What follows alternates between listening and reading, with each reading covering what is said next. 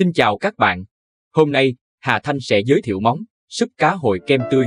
Súp kem béo ngậy, thịt cá hồi mềm tan là món khai vị tuyệt vời. Cách làm: chuẩn bị nguyên liệu: cá hồi 250g phi lê cá hồi tươi, thái hạt lựu. Khoai tây 1 củ vừa, gọt vỏ và thái hạt lựu. Cà rốt 1 củ nhỏ, gọt vỏ và thái hạt lựu. Hành tây củ, thái hạt lựu. Tỏi 2 tép, băm nhỏ. Kem tươi Gu Whipping Cream 200ml. Bơ lạc 30g. Nước dùng gà hoặc rau củ 500ml. Gia vị: muối, tiêu, thì là tùy chọn. Dầu ô liu 1 muỗng canh. Bánh mì nướng hoặc ngò tây để trang trí. Các bước thực hiện: Bước 1. Sơ chế cá hồi. Rửa sạch phi lê cá hồi, thấm khô bằng khăn giấy. Thái cá thành những miếng vuông nhỏ vừa ăn.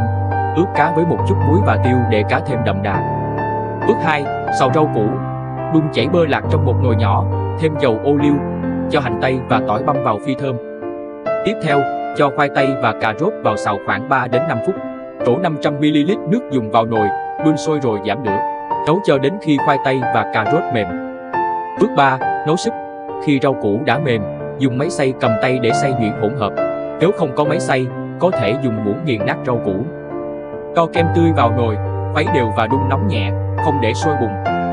Từ từ cho cá hồi đã ướp vào nồi, khuấy nhẹ nhàng. Nấu thêm 3 đến 5 phút cho cá vừa chín tới. Tránh nấu quá lâu sẽ làm cá bị khô và dai. Nêm lại súp với muối và tiêu cho vừa khẩu vị. Bước 4. Trình bày và thưởng thức. Múc súp ra bát. Rắc thêm thì là hoặc ngò tây băm nhỏ lên trên. Có thể dùng kèm với bánh mì nướng giòn để tăng thêm hương vị. Súp cá hồi kem tươi dùng ngon nhất khi còn nóng. Những điều lưu ý: chọn cá hồi nên chọn cá hồi tươi, có màu cam sáng, thịt săn chắc và không có mùi tanh. Nấu cá hồi: không nên nấu cá hồi quá lâu trong súp để tránh làm mất đi độ mềm và vị ngọt tự nhiên của cá. Độ đặc của súp: có thể điều chỉnh độ đặc của súp bằng cách thêm hoặc bớt lượng nước dùng. Thì là món súp này rất hợp với thì là, nhưng nếu không thích, bạn có thể thay thế bằng ngò tây hoặc một loại thảo mộc khác. Súp cá hồi kem tươi là một món khai vị thơm ngon và tinh tế, nổi tiếng với sự kết hợp hoàn hảo giữa vị béo ngậy của kem tươi, vị ngọt tự nhiên của cá hồi và rau củ. Đây là món ăn dễ làm nhưng lại mang đến hương vị sang trọng, phù hợp cho những bữa ăn gia đình ấm cúng hay các dịp đặc biệt. Cảm ơn các bạn đã theo dõi. Để không bỏ lỡ những video hấp dẫn tiếp theo về các món ăn ngon, hãy nhấn nút đăng ký và theo dõi kênh YouTube HATHANHVN nhé. Hẹn gặp lại.